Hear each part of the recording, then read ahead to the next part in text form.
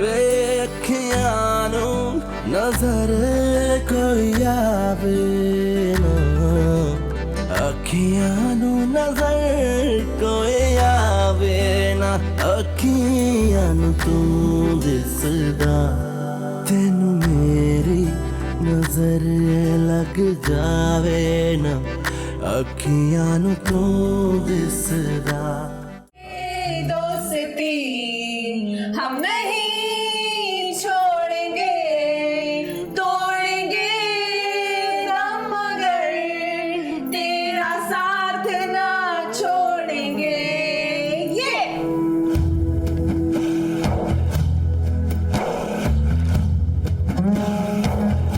मुझे दिल से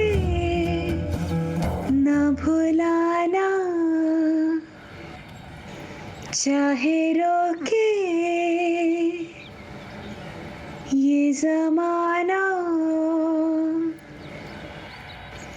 तेरे बिन मेरा जीवन कुछ नहीं तेरे बिन मेरा जीवन कुछ नहीं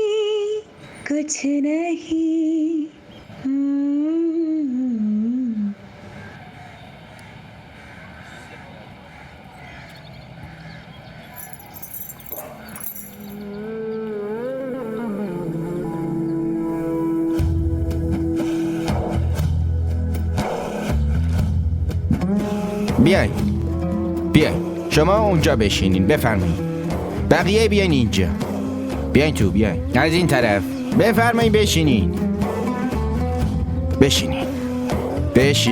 و پخش کن هر چیزی که برق میزنه طلا نیست هر چیزی هم که چسبناکه تار نیست فردا هر کسی معنی این جمله رو از نظر خودش بنویسه بیاره باشه بعد در موردش صحبت میکنیم الان میتونین بریم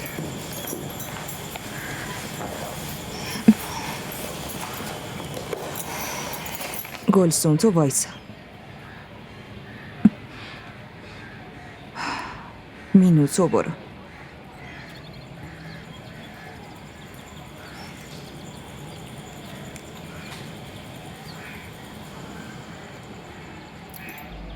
گلسون اون آهنگو بخون همون که داشتی الان میخوندی ولكن لا تشعرون ولنبلونكم هذا صراط مستقيم ولقد أضل منكم جبلا كثيرا أفلم تكونوا تعقلون هذه جهنم التي كنتم توعدون وبشر الصابرين الذين إذا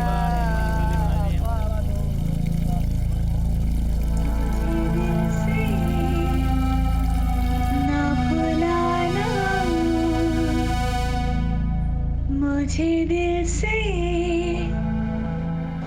न भुलाना चाहे रोके ये जमाना तेरे बिन मेरा जीवन कुछ नहीं तेरे बिन मेरा जीवन कुछ नहीं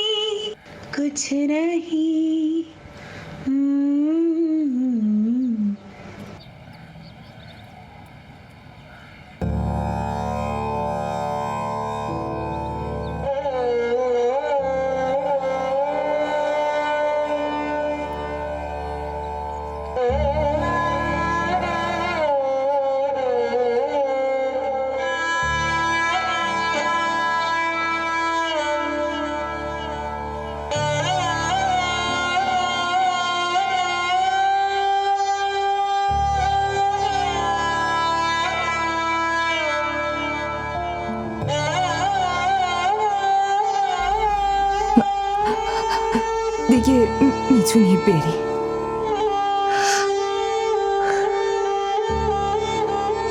خاله امروز شیخ حبیب الله قراره بیاد خونه ما. فرصت خیلی خوبیه. لطفاً به دیدنش بیاین. با یه دعاش همه غماتون تموم میشه خاله جون. گفتم که میتونی بری. خاله فقط یه بار امتحان کنین و ببینین.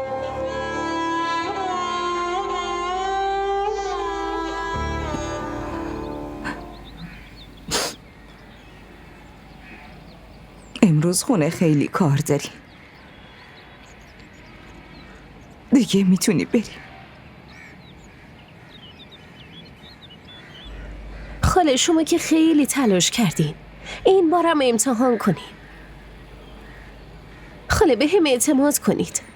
این تلاشو میکنید 100% نتیجه میده. یه معجزش که جلوی چشمتونه. داداش کوچیکم میربخش از دعای اون به دنیا اومد. اگه از برکت دعاهای اون تو خونه یه نفر پسر به دنیا بیاد، نمیشه از برکت دعاهاش یه پسر به خونش برگرده؟ بلندتر از دعای یه مادر آیا دعای دیگه ای هم هست؟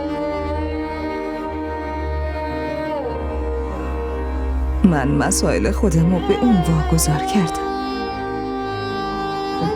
اون خودش پسرم رو به هم برمیگرد.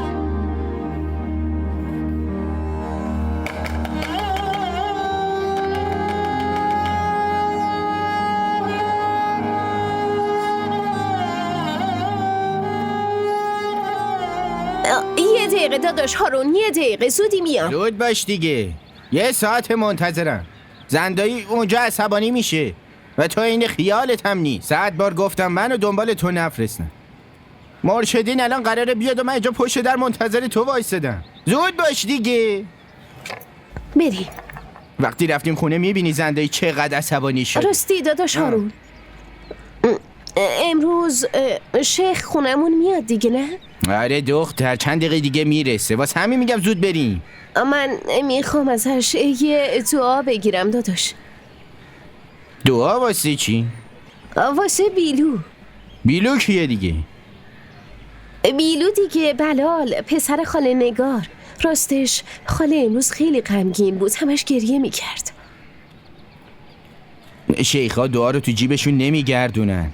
باید پیش قدماش بری بشینی، بعد مرحمتی میکنه. پس؟ بهش بگو بره پیشش دیگه، دردشو بگه، شاید یه مرحمتی بکنی. ای بابا خودت که بهتر میدونی، خاله به این چیزا اعتقادی نداره. آره خیلی خوب میدونم. پس بهش همینو بگو، وقتی اعتقاد نداره هیچ کاریش نمیتونه بکنه. اعتقاد داشتن خیلی مهمه. بیا بریم. واسه خودش یه چیزی میگه الکی.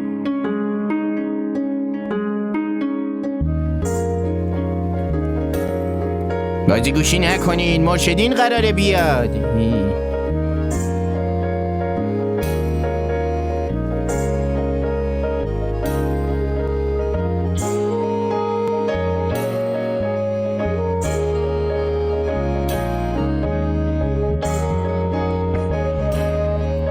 از اینجا برو، زود باش، از اینجا برو.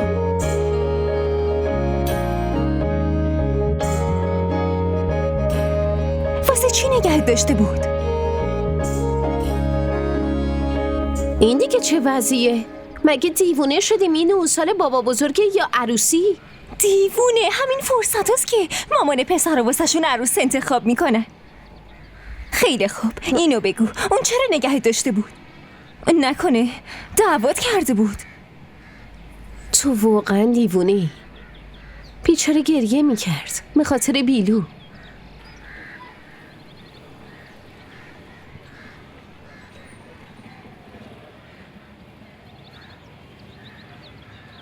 سلام آبجی کنیز، حالتون چطوره؟ علیک سلام، تو چطوری؟ شنیدم چسبیدی به درس. چه نیازی بود امروز بری؟ امتحانا نزدیک مامان جون. باشه، الان برو آشپزخونه، حواست به کارا باشه. برو دیگه. میگم مامان، شما هم پیش شیخ میرین؟ فعلا نمیدونم.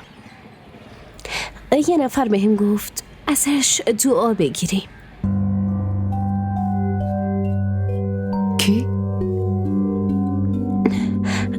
خاله مهرنگار واسه پسرش میخواست. شیخ فقط واسه مراسم قرار بیاد، نه واسه دعا دادن. امروز مثل ابر بهار گریه میکرد. گفتم که امروز نمیتونه به کسی دعا بده. یالا برو به کار آشپزخونه برس. پاشو.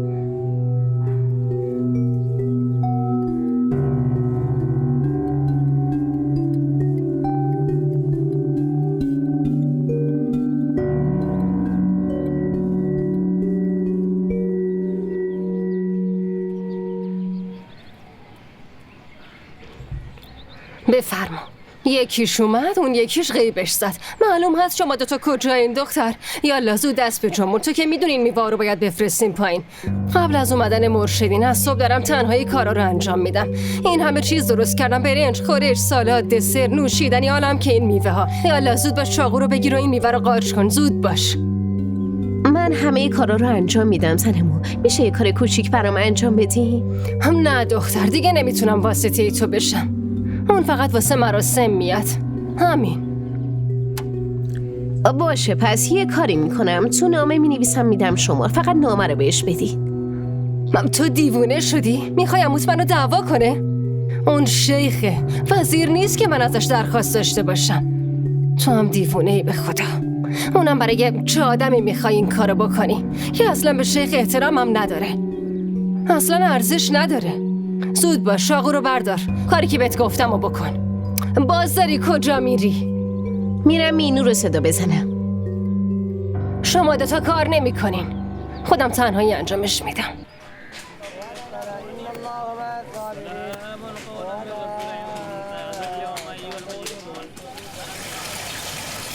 عبدالله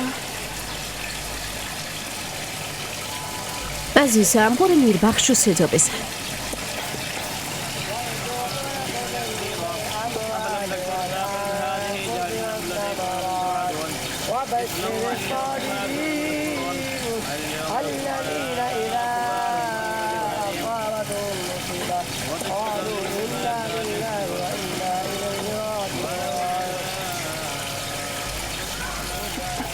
بیا اینجا، بیا. چه خوشگل شدی عزیزم. آبجی من خسته شدم. نه اینجوری نگو، خدا ناراحت میشه. قربونت برم. ولی خسته شدم، میخوام بازی کنم. ونعبدوني هذا صراط مستقيم ولقد أضل منكم جبلا كثيرا أفلم تكونوا تعقلون هذه جهنم التي كنتم توعدون اصلوها اليوم ببین توی ما قیمت سهام چقدر صعود کرده؟ 50% پیشنهاده. من که میگم بفروشش. به بازار اعتمادی نیز ممکنه قیمت رو نزول کنه. آره، اول باید با شیخ حرف بزنم. توکل به خدای بابت تو. بابا رو بفرست بالا، من ازش اجازت رو میگیرم. باشه؟ زود باش، برو.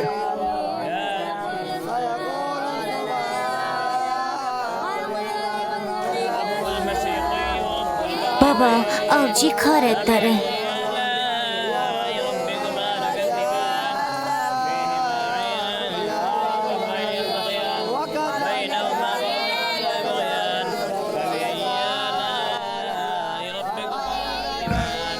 بله، چی شده دخترم؟ بابا راستش خاله مهرنگار خیلی غمگینه. لا حول ولا. واسه یه همین حرف منو اینجا صدا زدی؟ از برو پول کلاستو پرداخت کن. نه بابا، پول نمیخواد، دعا میخواد برای پسرش تا برگرده خونه. دخترم دعا واسه کسی اثر میذاره که بهش اعتقاد داره. اما آخه بابا. برو دخترم، سفره رو حاضر کن، شیخ الانا میرسه. برو، آفرین.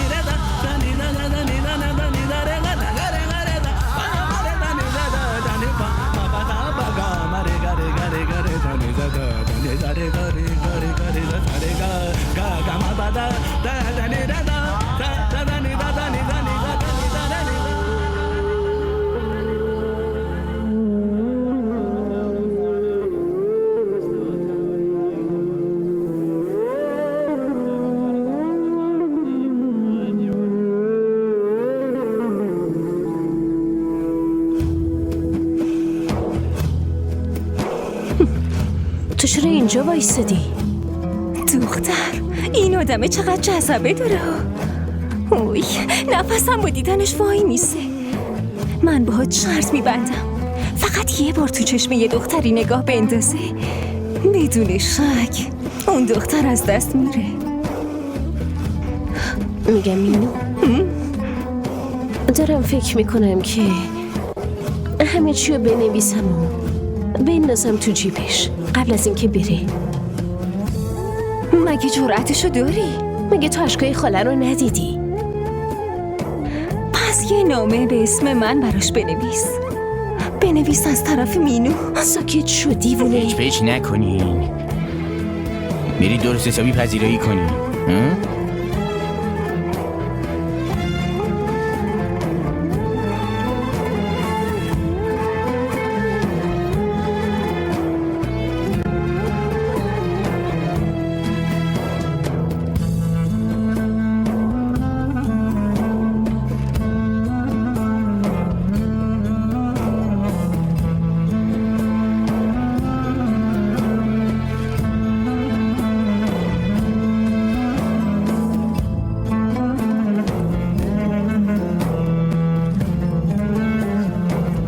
الهی آمین.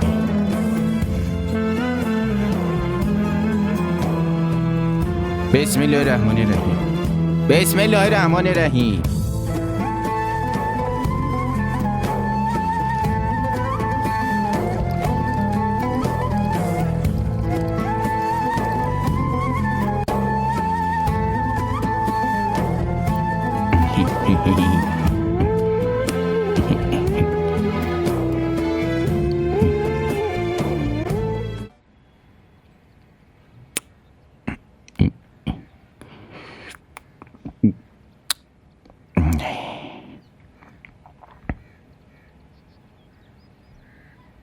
داداش هارون، زنمو میپرسه که غذا و میوه شیخو حاضر کنه، بسته بندیش کنی؟ نه خیلی کسی بسته بندیش نکنه، من خودم میام انجام میدم، خودم هم براش میبرم. خیلی خوب داداش هارون.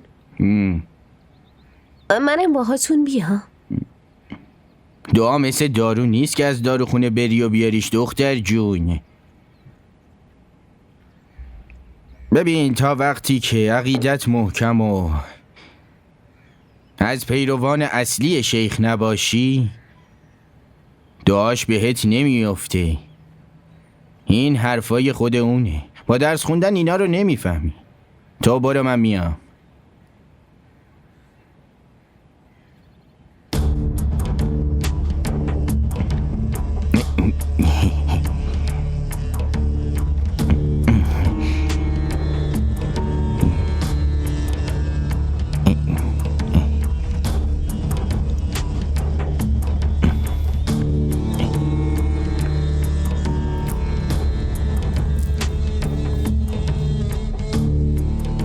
نامه عاشقانمو بهش ندادی؟ خیلی بدی. گلسوم تویی؟ تو این وقت شب برای چه کاری اومدی؟ اینو واسه‌تون آوردم. این چیه؟ بیا داخل. الان بهتون میگم. خیلی غذای خوشمزه درست کردیم، پلو، کوفته، سالاد، دسر مورد علاقتون. به به، روح پدر بزرگت حتما خیلی خوشحاله. راستش خاله جون، از اون غذاهایی که خونه شیخ میفرستادیم یه ذره‌ش هم برای شما آوردم. خب من چی کارشون کنم؟ باید غذا رو بخورین دیگه. معده من اینقدرام بزرگ نیست که همه‌شون رو بتونم بخورم گلسوم جان.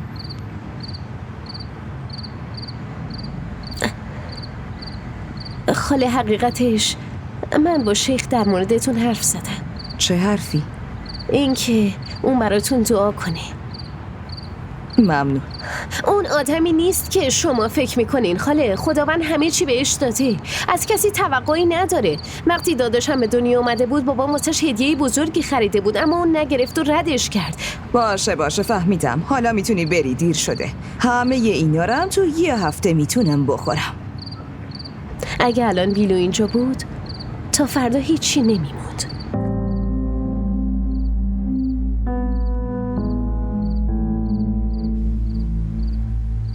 اومدی که اشکمو دراری؟ شما یه بار، فقط یه بار از ته دلتون بهم اجازه بدین، بعد همه چی رو به من بسپرین. من حواسم هست. تو چی میخوای گلسوم؟ که من کاملا تنها بشم؟ تو این تنهاییم فقط خدای من با منه. میخوای اونم تنهام بذاره؟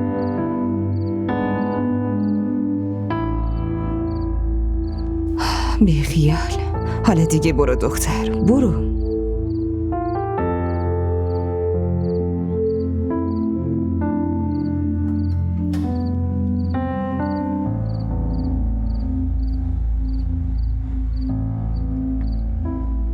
برنج بکشیم. اون که شیخ و مرشد رو قبول نداشت. امروز چطور دعا میخواست؟ خدا رو شکر خان داداش، الان که شرایط سخته عقلش سر جاش اومده، وگرنه میترسیدم ذهنیت دخترامون رو خراب بکنه. اون عقلش سر جاش نیومده، بلکه دختر شماست که واسش دعا میخواد. گلسوم اون خیلی غمگینه بابا جون. وقتی به بزرگا بد و بیرا بگه فقط غم به دست میاره دیگه، مگه نه؟ چی؟ مگه چه بد و بیرایی گفته؟ اون بیشتر از همه ما میدونه. غالب، اقبال، گلدینشاه، رومی همیشه کتاب یکی از اینا دستشو میخونه. به نظر من خودش میخواد شیخ بشه، اونم از این شیخایی که تو فیلمای خارجی هست. واسه همین همه سرش تو کتابای خارجیه. هارون پسر، این غذا خیلی خوشمزه است. این دسر رو هم بده من بخورم. لازم نیست آقا، باز دستتون رو دلتون میذارید که دل درد دارم. ای بابا، تو هم همش به من گیر بده. زنده داشت من که میتونم دسر بگیرم. نه خیر بابا جون، اصلا براتون خوب نیست. نه خیر. تو خیلی نگران بابات شدی ها؟ چرا میخوای رژیم بگیره؟ مگه میخوای زن دوم براش بگیری؟ تو این 25 سال شما بیخیال بودین، حالا اون میخواد یه کاری کنه شما مانعش نشین. میدونین امروز چی شد؟ چی؟ این میخواست بره سر کلاسش، باباشم حاضر شده که برسونتش، ولی وسط راه رفته مغازه رنگرزی خوده. ای داداش جان، تو خیلی خوششانسی. من که نه زنم به فکرمه نه دخترم. راستی آقا هارون، تو مراسم سال بعد بابا تو هم باید یه فکری به حالت بکنی ها. نه دایی جان، منو تو این مورد ببخشید. من علاقه‌ای به این مسائل ندارم. چرا؟ تو چی میخوای؟ میخوای تا آخر عمرت عذاب باشی؟ آره دایی جان، علاقه‌ای به زن پیدا کردن ندارم. طاهره خانم، یه ذره از کارهای خودت کمتر کن و یه فکری به حال این بکن. مگه این به جز ما کیو داره؟ چه فکری کنم؟ مگه شیرینیه که بیام جلوش بذارم؟ خودش به عروسی رضایت نمیده. آره والا، زن داداش راست میگه. منم هر دفعه حرفشو پیش کشیدم این پسر این کار کرده. خب پسرم، اگه دختری و دوست داری خجالت نکش، بگو. از دست شما دایی جان، شما غذاتونو بخورین. خیلی خوشمزه است.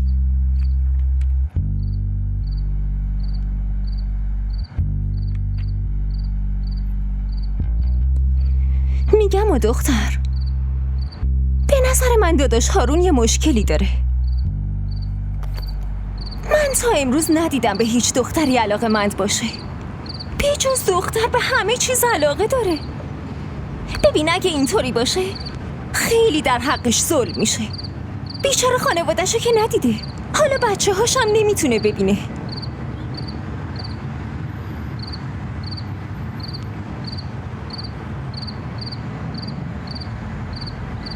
میگم مینو، فردا بریم دانشگاه. دانشگاه؟ آخه دانشگاه چرا؟ همه درگیر آماده شدن واسه امتحانه. فردا به بهونه دانشگاه ما میریم خونه جناب شیخ. دیوونه شدی دختر؟ من نمیخوام برم. میخوای خودتو منو به کشتن بدی؟ من که نمیرم. تو میری. گفتم نمیرم. حتما میری.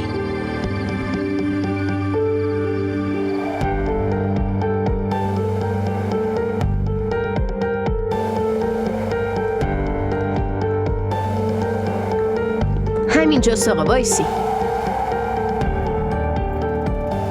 اینم کرایتون و در ضمن همینجا منتظر بمونین. ما زود برمیگردیم باشه؟ باشه حتما خانم. بریم؟ من نمیام. مینو مزخرف نگو، نمایش را ننداز، بریم.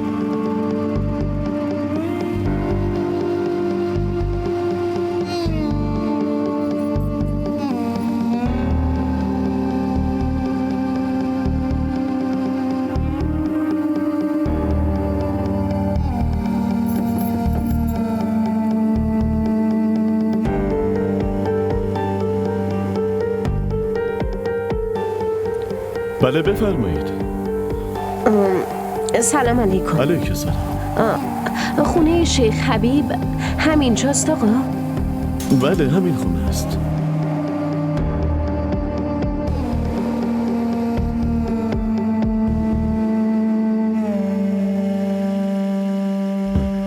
جناب شیخ، دو دختر جوان اومدن دیدنتون. کیا هستم؟ اون مریداتون که هستن، اونا که رنگ رزی دارن، عبدالمجید و عبدالغنی، دخترای اونا اومدن خدمتتون. خوبه.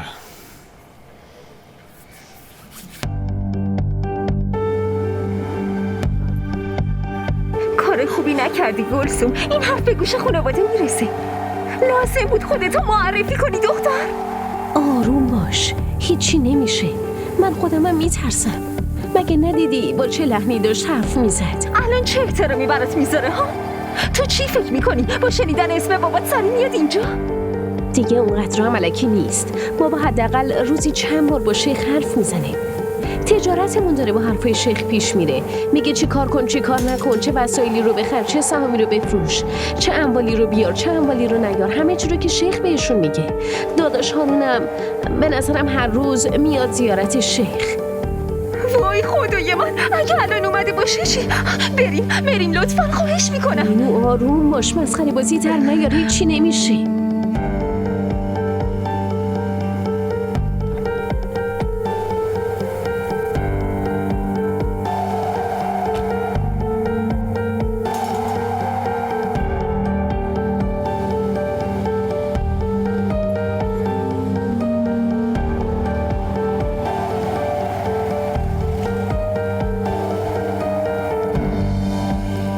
بفرمایید.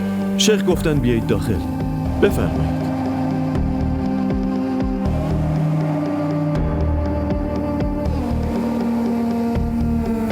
اگه الان داداش هارون با بابای من و تو بیاد داخل، چه اتفاقی میفته ها؟ چرا اینقدر میترسی؟ حالا ببین، همینطوری میشه که من میگم. مزخرف نگو. پس این چه معنی داره؟ خودش رفته و ما رو فرستاده داخل. ای بابا میاد دیگه، یه چند لحظه دیگه میاد. آره، رفته واسه تو غذا بیاره، کنارش کیک و شکلات هم میاره. آخه نیست اولین بار اومدی خونه‌اش ازت پذیرایی میکنه. تو چی فکر کردی ها؟ رفته تو مغازمون که بابا و عمو هارون رو بگیره و بیارشون اینجا؟ آره؟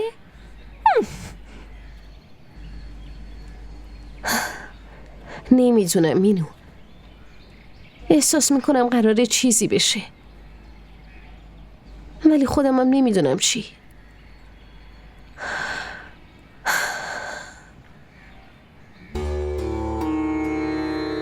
مینو اون چیه؟ اونجا رو ببین، یه نفر داره میاد. کی؟ اونجا رو نگاه کن.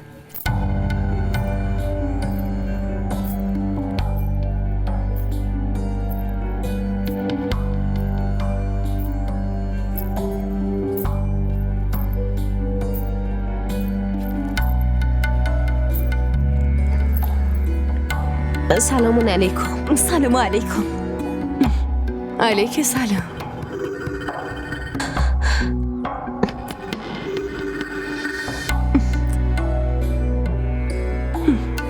بشینید. چرا از مهمونا پذیرایی نکردی؟ برو براشون شربت خنک بیار. چشم خانم جان. بشینید.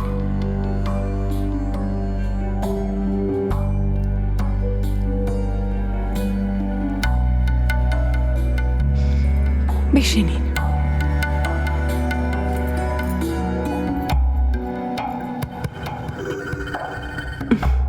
اسمت چیه؟ راستش اسم من گلسومه و اینم مینو مجید. درس میخونین؟ بله خانم. داریم لیسانس میگیریم. چی شد که اینجا اومدین؟ حقیقتش از جناب شیخ یه خواهشی داشتم. چه خواهشی؟ این دعا میخواد. واسه خاطر چی؟ راستش این دعا رو واسه خودش نه، واسه یکی دیگه میخواد. نه خیر، برای خودم دعا میخوام.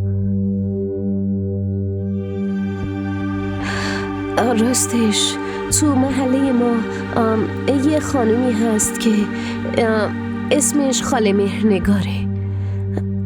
معلممونه. پسرشون رو ول کرده و رفته. حدوداً 7-8 سالی میشه. خیلی بهش التماس میکنه اما اون نمیخواد برگرده. کجا رفته؟ رفته پیش باباش؟ همه چیو تعریف کن دیگه. من بهتون میگم خاله مهرنگار با شوهر قبلیش ازدواج عاشقانه داشته، ولی بعد 4-5 سال اون عاشق یکی دیگه شده. خاله هم طلاق گرفته و با اون ازدواج کرده و یه پسر آورده. اون 10-11 سال پیش خاله بوده، اما یه روز یهویی رفت پیش باباش. حالا خاله از دوریش گریه میکنه. خیلی گریه میکنه، خیلی زیاد. پس دخترم چرا گفتی که واسه خودت دعا میخوای؟ راستش خاله به دعا هیچ اعتقادی نداره. پس من فکر کردم که اینجوری که دعا تأثیری نداره، واسه همین خواستم به اسم خودم براش دعا بگیرم. اگه تو دعا رو به اسم خودت بگیری، پس اون پسر به خاطر مامانش نه، بلکه به خاطر تو میاد. فکرشو بکن.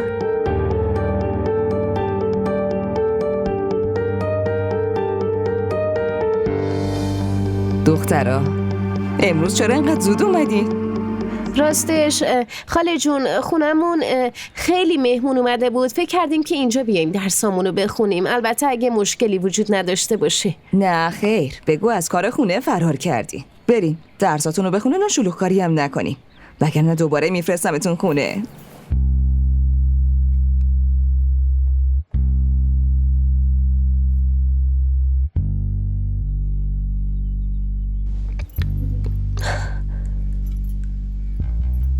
آخه کجا قایمش کنه؟ مینو دختر یه چیزی بگو دیگه، اینو کجا قایمش کنه؟ داخل یه کتابی چیزی دیگه. کتاب؟ مگه دیوونه شدی؟ خاله هر لحظه ممکنه یه کتابی رو برداره و بخونه، ولی حاج خانم گفته بود که یا لای درز دیوار بذار یا توی چاه بنداز. اون واسه این حرفو زده که دعا اثر نذاره. آخه چرا اثر نذاره؟ واسه این که این دعا رو جناب شیخ نه بلکه خانم محترمش داده.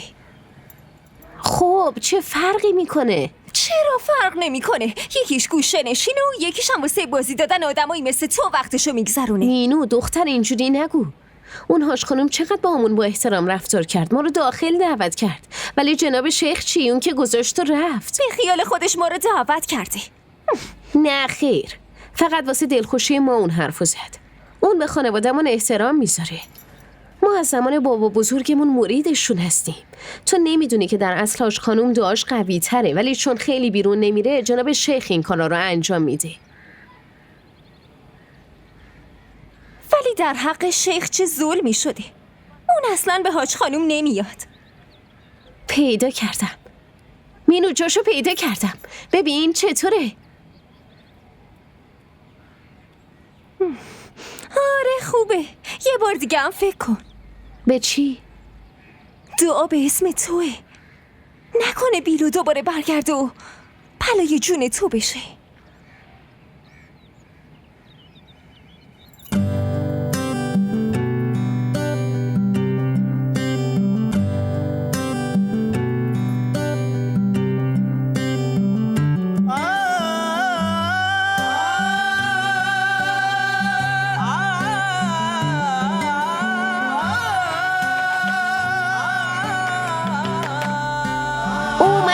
اومدم. چرا انقدر زهر میزنی ای بابا؟ وایسا. بله. वेखियानो नजर कोई आवे ना अखियानो तो दिसदा چرا اینجوری نگاه میکنی؟ خجالت نمیکشی؟ گلی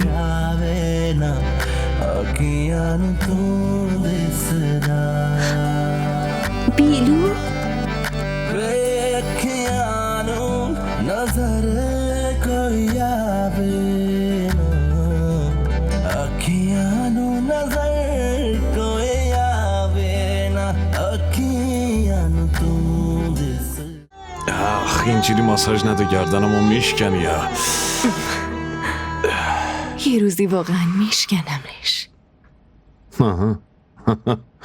روزی که بفهمم درد گردنتون واسه یه خستگیه، شکار نیستش، بلکه واسه یه تکیه دادن به شونه یه کس دیگه یه. از این به بعد شکار رفتی بالشتم با خودت ببر. آره بهتر شدی؟ آره بهتره دیگه، بسه. آی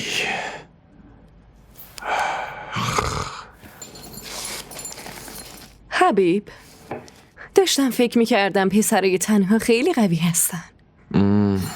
تو چرا اینقدر نازک نارنجی؟ والا منم خیلی قوی بودم، تویی که منو نازک نارنجی کردی. آره، من میخوام اینقدر نازک باشی که کس دیگه ای نتونه ازت مراقبت کنه.